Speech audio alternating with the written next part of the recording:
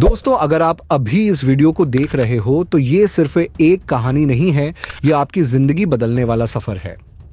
अगर आप भी चाहते हो कि आपकी सोच इतनी मजबूत हो जाए कि कोई मुसीबत आपको रोक ना पाए, तो ये कहानी शुरू से लेकर आखिर तक जरूर देखें, क्योंकि हो सकता है आज की ये कहानी आपका सोचने का तरीका बदल दे। और अगर सोच बदल गई तो किस्मत भी बदल जाएगी। हाँ, एक छोटी सी रिक्वेस्ट है, अगर आप नई सोच अपनाना चाहते हो और ऐसी मोटिवेशनल कहानियां आगे भी सुनना चाहते हो, तो अभी इस चैनल को सब्सक्राइब कर लो और वीडियो को लाइक करके अपना प्यार जरूर दिखाओ। चलिए अब शुरू करते हैं। राजवीर नाम का एक सर्वे इंजीनियर राजस्थान के थार के रेगिस्तान में एक सरकारी प्रोजेक्ट पर जाता है।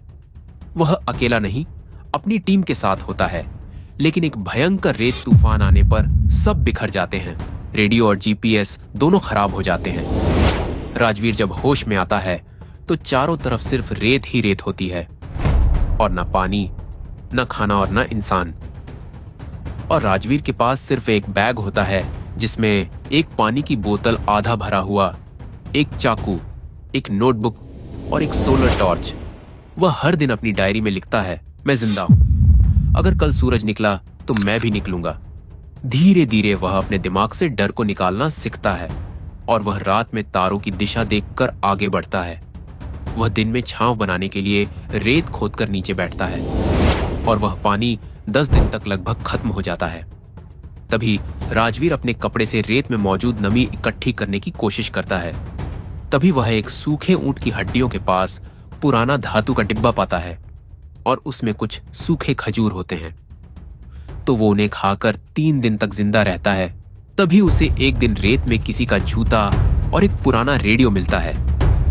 वो उसे ठीक करने की कोशिश करता है, और उसमें से बहुत धीमी आवाज आती है, हमारे जीवन में कितनी भी मुसीबतें आए, पर हमें हार नहीं मानना चाहिए। राजवीर का हौसला फिर से जाग उठता है।